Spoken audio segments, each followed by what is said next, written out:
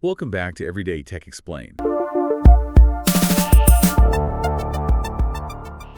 Today, we're going to be taking a deep dive into the world of video game consoles. How cool. Specifically, how they're surprisingly connected to the world of computers. Okay. We'll be uncovering some of the shared technology between consoles that you might know, like the NES and the PS3, and computers that you might also already know. Right. Our insights for this deep dive come from CBR's article, 10 Video Game Consoles that are basically gaming computers. Makes sense. If you like what you're hearing so far, don't forget to hit that like and subscribe button. It really helps us out.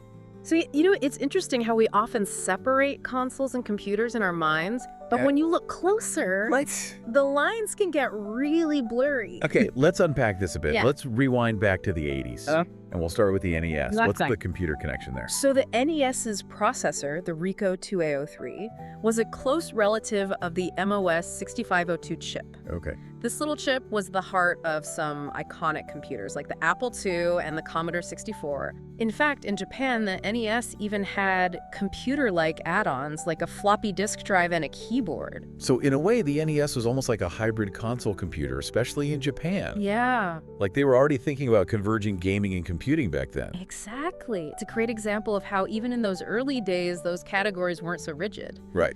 Now let's fast forward a bit to Right, let me the go. Super Nintendo, or SNES, Yeah. known for pushing the boundaries of 16-bit graphics. Oh yeah, games like Donkey Kong Country and Star Fox really impressed visually back then.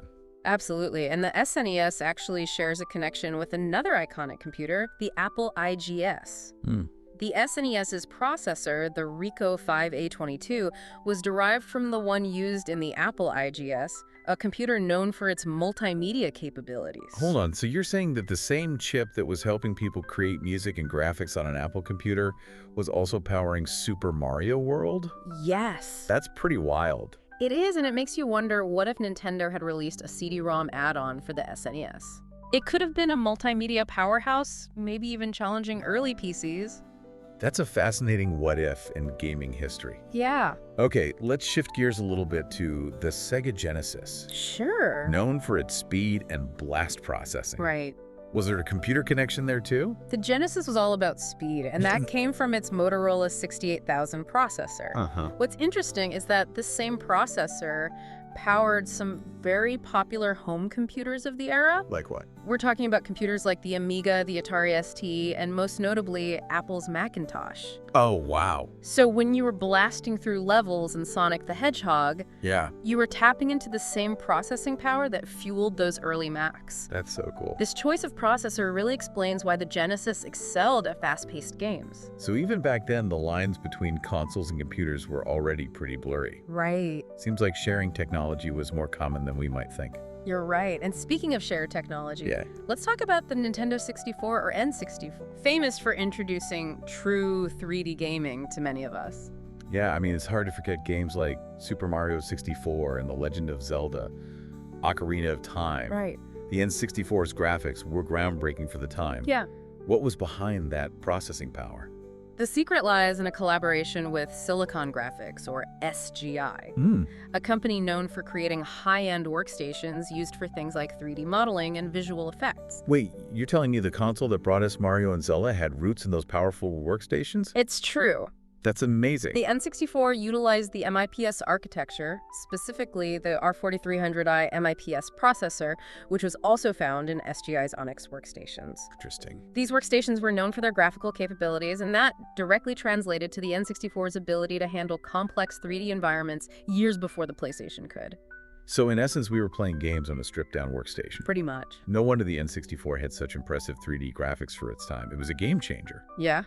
Now let's jump to the PlayStation 2, or PS2. I remember it being a massive hit, known for its DVD playback and impressive visuals. Yeah. What's the computer connection there?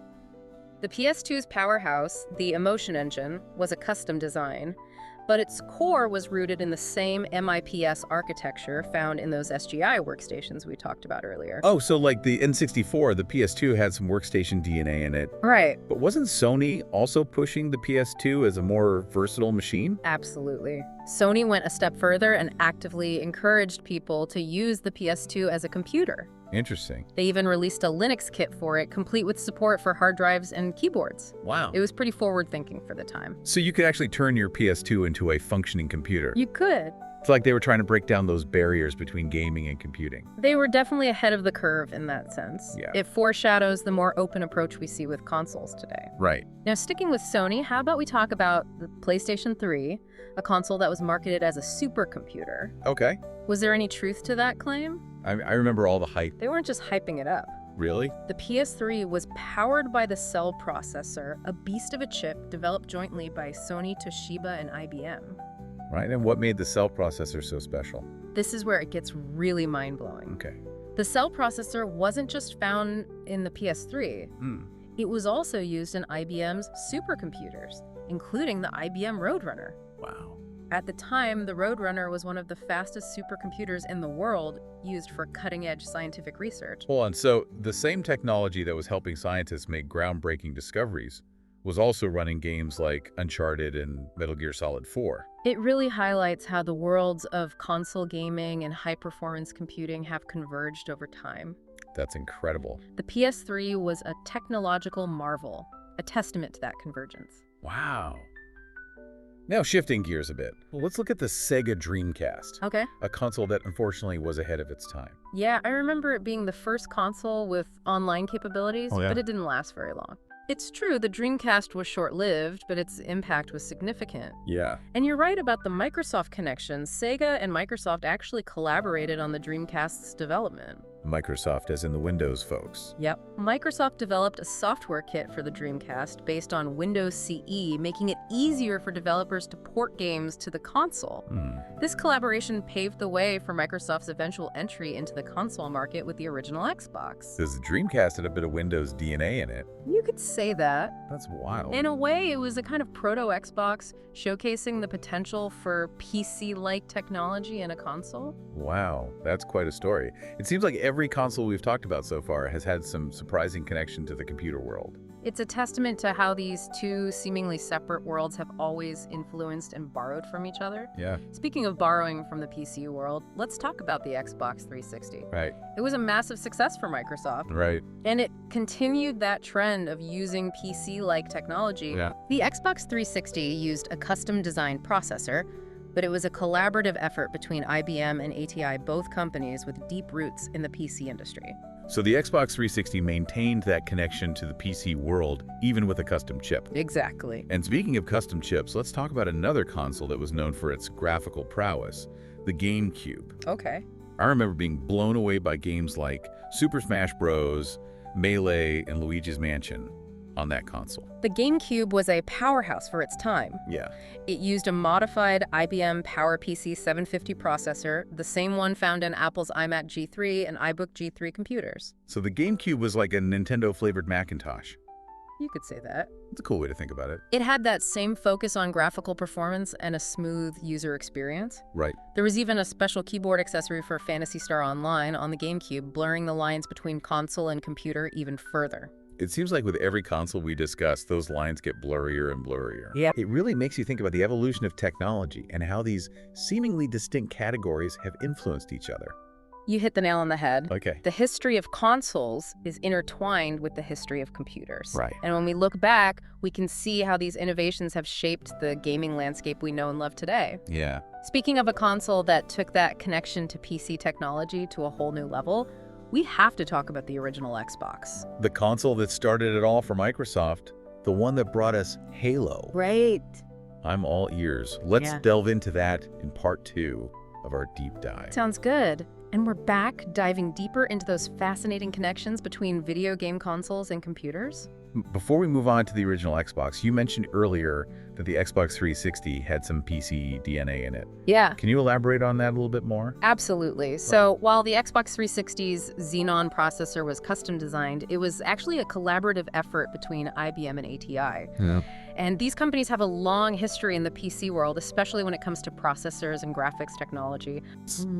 IBM, known for its PowerPC chips used in Macs and its contributions to the cell processor in the PS3, brought its expertise to the table. Yeah.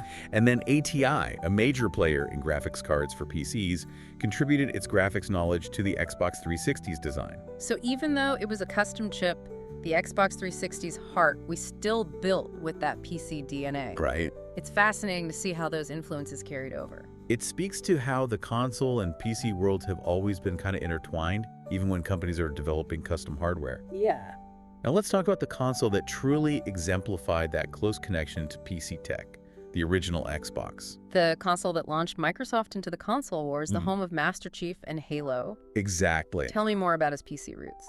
So this is where the line between console and computer gets really blurry. Okay. The original Xbox was in many ways a gaming PC cleverly disguised as a console. At its core was an Intel Pentium III processor, a chip commonly found in gaming PCs at the time. What? If you were building a gaming rig in the early 2000s, chances are you had a Pentium III powering your frags. So the same chip that was running spreadsheets and word processors was also powering epic battles in Halo. Combat evolved. Yeah, pretty much. That's pretty mind-blowing. It is, but Microsoft didn't stop there. Okay. They also equipped the Xbox with an NVIDIA GeForce 3 graphics chip, another staple of gaming PCs back then, known for its ability to deliver some impressive visuals. Wow, so Microsoft basically took a gaming PC, packaged it into a console shell, and called it the Xbox. Yeah. That's a bold strategy, and it obviously paid off. It was a brilliant move. By leveraging readily available PC technology, Microsoft could keep costs down and focus on delivering a powerful gaming experience. Right. And to solidify that PC connection even further, the Xbox's operating system was actually a modified version of Windows 2000. Hold on, are you serious? Windows 2000? Sure. The same operating system that businesses and individuals were using on their desktops. You got it. Microsoft took what they knew worked well in the PC world and adapted it for the console market. Wow. It was a clever way to streamline development and ensure a level of familiarity for both developers and users. It's like Microsoft snuck a gaming PC into living rooms across the world under the guise of a video game console. Yeah, it's a great analogy. Yeah. And it highlights how those lines between consoles and PCs have always been more fluid than we might think. So looking at the big picture, what does all of this mean for gamers today? Are consoles still basically gaming PCs in disguise? That's a great question, and it sparks a lot of debate among gamers. Yeah. While modern consoles like the PlayStation 5 and Xbox Series X have custom-designed hardware, they still share a lot of architectural similarities with PCs. Okay. We're talking about things like x86-based processors, similar memory structures, and even the use of graphics APIs that are comparable to those used on PCs. So they're not off-the-shelf PC parts anymore, but they're still built with similar principles and technologies in mind. That makes a lot of sense considering the increasing popularity of cross-platform gaming. Exactly. The ability to develop games that can run on both consoles and PCs is becoming more and more common, thanks to these shared architectural foundations. Right. And as technology continues to evolve, who knows how those lines will blur even further in the future. It's exciting to think about the possibilities. Well, we've covered a lot of ground today, from the early days of the NES to the bold move that was the original Xbox. We have. It's amazing to see how closely intertwined the histories of consoles and computers have always been. It's a testament to the ingenuity of engineers and developers who have constantly pushed the boundaries of both gaming and computing. And it makes you wonder what innovations are in store for us as technology continues to advance. That was Everyday Tech Explained. We just explored how some of your favorite video game consoles were actually pretty closely related to computers. Yeah. From the NES using a chip found in the Apple II, right, to the Xbox basically being a PC in disguise. It turns out that the history of gaming is deeply intertwined with computer tech. It really shows how innovation often crosses boundaries. Yeah. What we see as separate categories can have surprisingly deep connections. Absolutely. And these connections have shaped the gaming landscape we know and love today. So what do you think about these console-computer connections? Did any of them surprise you? Let us know in the comments. And if you're a gamer, are you thinking about getting a new console? Or do you already have one you love? And of course, don't forget to hit that like button and subscribe for more deep dives into the world of tech. See you next time on Everyday Tech Explained.